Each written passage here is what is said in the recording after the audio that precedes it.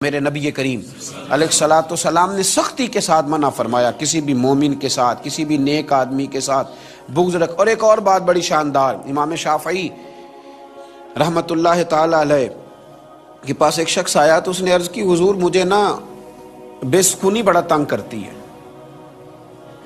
ہمارے زمانے میں بے سکونی بہت بڑا مسئلہ ہے۔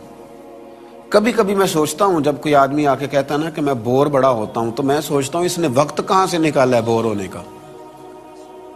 مطلب میں جی بڑا بور ہو رہا ہوں جی، آج کل بڑا پریشان ہوں، تو اکثر میں سوچتا ہوں کہ یہ کیا ہوتا ہے بور ہونا، اس کا کیا مطلب ہے۔ کچھ لوگ بے سکون رہتے ہیں، پھر وہ کہتے ہیں بور ہو رہے ہیں، پریشان ہو رہے ہیں، کوئی پروگرام بناتے ہیں، کہیں نکل جاتے ہیں، کہیں ایسے ویسے کرتے ہیں۔ امام شافعی رحمت اللہ علیہ سے ایک شخص نے کہا حضور بے سکونی رہتی ہے تو یہ بتلائیے کہ دنیا میں بے سکون کون ہوتا ہے؟ تو امام شافعی فرمانے لگے دو بندوں کے علاوہ تو مجھے کسی کا بے سکون ہونا سمجھ میں نہیں آتا۔ دو ہی لوگ ہیں جو بہت زیادہ بے سکون رہتے ہیں، باقی تو میری سمجھ میں نہیں آتا۔ کہا حضور کون کون سے؟ یہ بات ہمیں سمجھ لینی چاہیے، آگے پہنچا دینی چاہیے، میرے سننے والوں کو یہ سمجھ لینا چاہیے کہ یہ دو لوگ ہیں، وہ غور کریں، وہ دیکھیں کہاں میل کچیل ہے۔ امام شافعی فرمانے لگے دو ہی بندے بے سکون ہیں۔ کہا کون کون سے؟ فرمایا ایک حسد کرنے والا، دوسرا لوگوں کے ساتھ عداوت اور بغض رکھنے والا۔ دو ہی بندے بے سکون ہیں، اگر یہ دونوں کام چھوڑ دیں گے تو اللہ ضرور سکون عطا فرما دے گا۔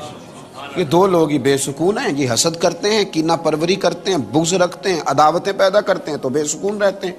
اگر یہ ان کاموں سے نکل جائیں گے تو عرش کا مالک اپنے فضل سے انہیں سکون عطا فرما دے گا، ان پر اپنی رحمتیں فرمائے گا۔ یہ دو لوگ بے سکون رہتے ہیں، تکلیف میں رہتے ہیں، اذیت میں رہتے ہیں۔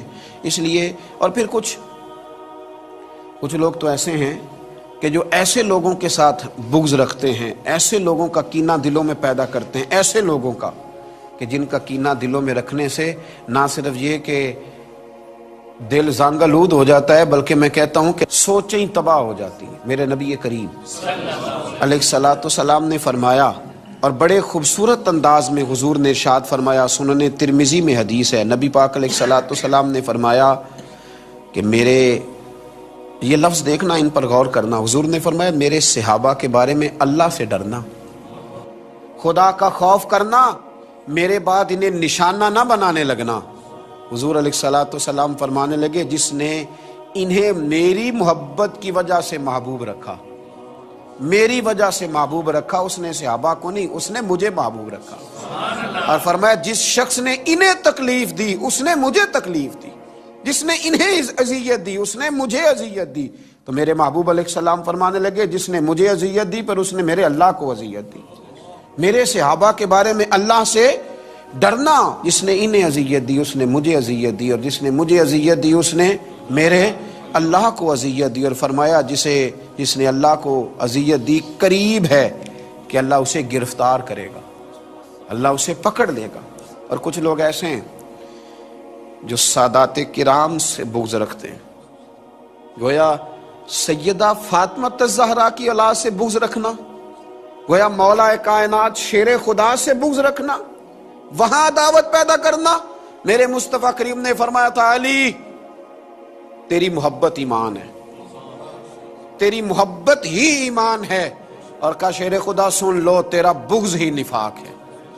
منافق کی مجبوری ہے، وہ مجبور ہے وہ علی سے بغض رکھے گا، اور مومن کی مجبوری ہے، اس کی مجبوری ہے، وہ مومن جو ہوا اس کی مجبوری ہے وہ ہمیشہ علی علی ہی کرتا رہے گا، وہ مومن جو ہوا۔ اور یہ تفریق خود رسول پاک نے بیان فرما دی، نبی پاک نے بیان فرمایا علی کا بغض نفاق ہے اور علی کی محبت ایمان ہے۔ گویا رسول اللہ کے خاندان سے بغض رکھنا، گویا نبی پاک، او بھائی ہم نے تو جس استاد سے سبق پڑھا ہونا تو ہم تو اس کے پوتوں کی نوکری کرنا بھی فخر سمجھتے ہیں، ہم تو اپنے شیخ کے پوتوں پڑپوتوں کی نوکری کرنا بھی فخر سمجھتے ہیں، اور پھر محمد عربی کا خاندان، پھر رسول اللہ کا خاندان، ان کے بارے میں بات کرنا۔ حضرت امام حسن رضی اللہ تعالیٰ عنہ ارشاد فرماتے ہیں یاد رکھنا نبی کریم علیہ السلام نے فرمایا تھا جو شخص ہم سے بغض یا حسد کرے گا، یعنی امام حسن فرماتے ہیں حضور نے فرمایا تھا جو ہم سے یعنی اہل بیت نبوت سے جو حسد اور بغض کرے گا تو فرمایا وہ قیامت کے دن میرے حوض کوثر پہ نہ آئے۔ یار عجیب بات ہے، میرے حسن سے بغض رکھے میرے حسین سے بغض رکھے، میری فاطمہ سے بغض رکھے، میرے علی سے بغض رکھے، اور پھر یہ امید رکھے کہ میں اپنے ہاتھوں سے اسے جام کوثر پلاؤں؟ فرمایا وہ نہ آئے، ایسا نہ ہو کہ وہ کوثر کا جام پینے آئے اور اسے آگ کے انگارے نصیب ہو جائے۔ یہ خود امام حسن رضی اللہ تعالیٰ عنہ کا قول موجود ہے۔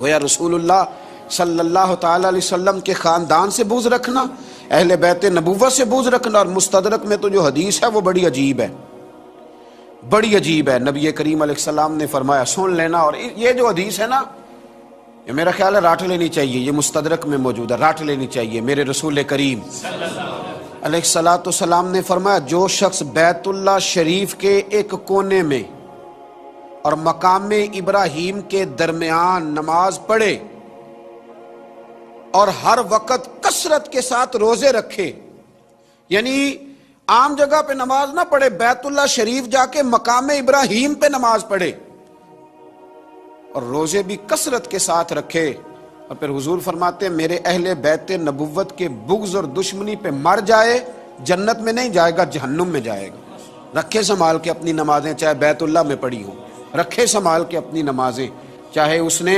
خانہ کعبہ میں ادا کی۔ اس لیے بریلی کے امام نے کہا تھا، تیری نسل پاک میں ہے بچہ بچہ نور کا، اور تو ہے عین نور تیرا سب گھرانہ نور کا۔ ان سے پیار کرے۔ رسول اللہ کے خاندان، ایک کسی شاعر نے ایک جملہ کہا، اس نے بڑا ہی شاندار کہا، اس نے کہا عظمت آل نبی بھول نہ جانا لوگو، دیکھنا غیر کی باتوں میں نہ آنا لوگو، عظمت آل نبی بھول نہ جانا لوگو۔ صحابہ سے، اہل بیت سے، اور پھر نبی پاک صلی اللہ علیہ وسلم نے فرمایا عرب کے لوگوں سے بھی بغض نہ رکھنا۔ ترمذی میں حضور صلی اللہ تعالیٰ علیہ وسلم نے فرمایا، گویا حضور فرما رہے ہیں میں بھی تو عربی ہوں نا، میری برادری سے، میرے قبیلے سے، میرے علاقے والوں سے بغض نہ رکھنا۔ حضور صلی اللہ تعالیٰ علیہ وسلم فرمانے لگے، جس نے اہل عرب سے بغض اور کدورت رکھی وہ میری شفاعت میں داخل نہیں ہوگا، میں اس کی سفارش نہیں کروں گا قیامت کے دن۔ جس نے اہل عرب سے بغض رکھا، دیکھیں نا، وہ تو میرے رسول اللہ کا قبیلہ ہے، وہ تو نبی پاک صلی اللہ تعالیٰ علیہ وسلم کا اہل عرب سے کبھی بھی بغض نہ رکھے، کبھی بھی۔ اور فرمایا اس لیے نہ ان سے بغض رکھو، اس لیے نہ بغض رکھو، فرمایا اس لیے نہ بغض رکھو کہ میں بھی عربی ہوں، اور اس لیے اہل عرب سے بغض نہ رکھو کہ قرآن مجید بھی عربی میں نازل ہوا، اور اس لیے بھی عربیوں، یہ حضور فرما رہے ہیں، فرمایا اس لیے بھی عربیوں سے بغض نہ رکھنا کہ جنت میں جب تم جاؤ گے تو اہل جنت کی زبان بھی عربی ہوگی، تو لہٰذا ان سے بغض نہ رکھو، ان سے کبھی بھی عداوت نہ رکھو اہل عرب کے ساتھ، ان کے ساتھ پیار کرو، اس لیے کہ یہ نبی کریم علیہ السلام کی قوم، ان سے محبت کرو۔ پھر تھوڑا آگے بڑھیں، اس میں کوئی شک نہیں کہ بہت سارے لوگوں میں بڑی خوفناک غلطیاں ہیں، لیکن ہم نے کبھی بھی دین کے عالم سے بغض نہیں رکھنا، عداوت نہیں کرنی، اس لیے کہ نبی کریم علیہ السلام نے فرمایا یا تو عالم بن جاؤ، یا علماء کے شاگرد بن جاؤ، یا علماء کے پاس بیٹھنے والے بن جاؤ، اور یا علماء سے محبت کرنے والے بن جاؤ۔ فرمایا پانچویں نہ بننا، یا عالم بن جاؤ، یا علماء کے شاگرد بن جاؤ، یا علماء کے پاس بیٹھنے والے بن جاؤ، یا علماء سے محبت کرنے والے بن جاؤ۔ فرمایا پانچویں نہ بننا، نقصان اٹھاؤ گے، پانچویں نہ بننا۔ پانچواں کون ہوتا ہے؟ علماء سے بغض رکھنے والا۔ فرمایا پانچویں نہ بننا، نقصان اٹھاؤ گے۔ فاضل بریلوی رحمۃ اللہ علیہ تو فرماتے ہیں جس نے کسی عالم سے صرف اس لیے بغض رکھا کہ وہ عالم ہے، وہ دین کا عالم ہے، تو فرماتے ہیں یہ تو ویسے ہی کفر ہے۔ کچھ لوگ فٹافٹ بات کر دیتے ہیں نا، جی چھوڑیں جی ان کو کیا پتہ، فقط اس لیے بغض رکھا کہ وہ عالم ہے، یہ تو صریحاً کفر ہے، یہ تو اس نے دین کی حدوں کو توڑا ہے۔ کبھی بھی علماء کے ساتھ بغض نہ رکھے، عداوت نہ پیدا کرے۔ اور پھر اگلی بات کروں تو کسی نے اگر اللہ کے ولی سے ہی بغض رکھ لیا تو معاملہ ہی دور نکل گیا۔ صحیح بخاری صحیح مسلم میں ہے، نبی کریم علیہ السلام نے فرمایا، رب فرماتا ہے جس نے میرے ولی کے ساتھ دشمنی کی، میرا اس کے خلاف اعلان جنگ ہے، اس کو جنگ کرنی پڑی۔ یعنی اللہ کے ولی کے ساتھ اس نے عداوت رکھ لی، اللہ کے ولی کے ساتھ، فرمایا اعلان جنگ ہے اس کے خلاف۔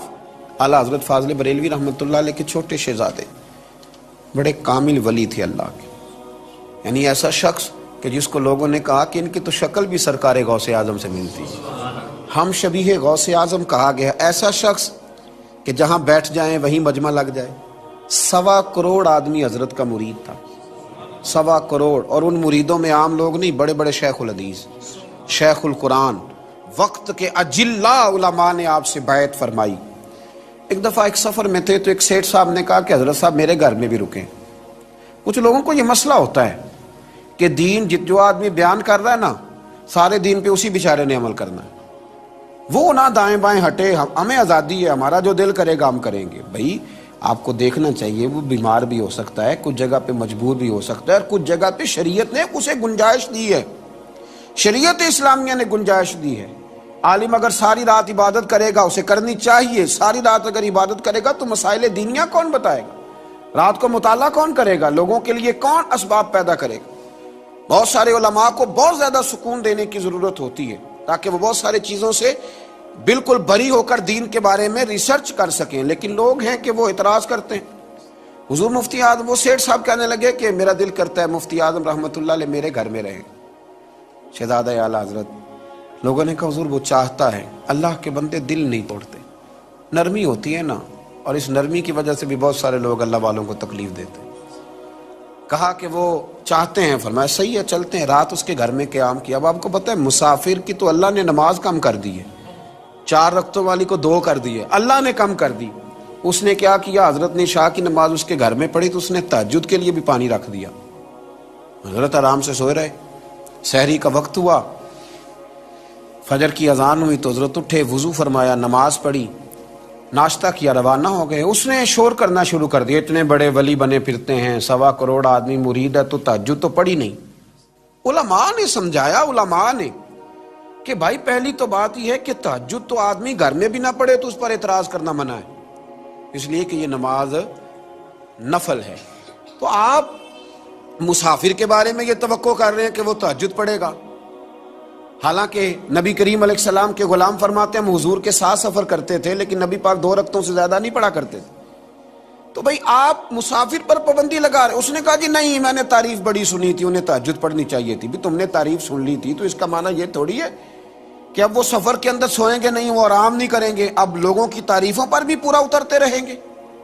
وہ ہر وقت یہ دیکھتے رہیں گے کہ تعریف سن لی ہے تو وہ بیچارے لٹکے ہی رہیں گے، سوئیں گے نہیں، کھائیں گے نہیں۔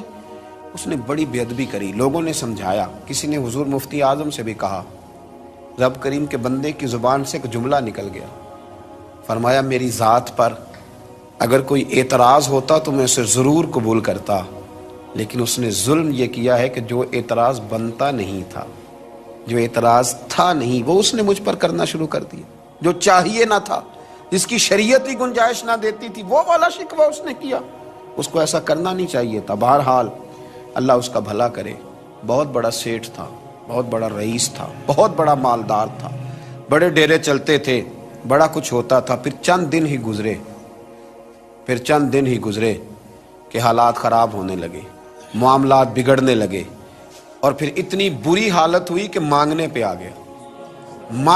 آ گیا۔ پھر کسی نے کان میں سمجھایا کہ ابھی وقت ہے، اللہ سے ڈر جا، ابھی وقت ہے، رب کریم سے ڈر جا، جا کے معافی مانگ لے۔ جب حضور مفتی اعظم کے دروازے پہ آیا نا، آ کے سامنے کھڑا ہوا تو حضرت فرمانے لگے تو نے میرے ساتھ اچھا نہیں کیا، پر میں اللہ کی بارگاہ میں دعا کرتا ہوں کہ یا اللہ میں نے اسے معاف کر دیا ہے، تو بھی اسے معاف فرما۔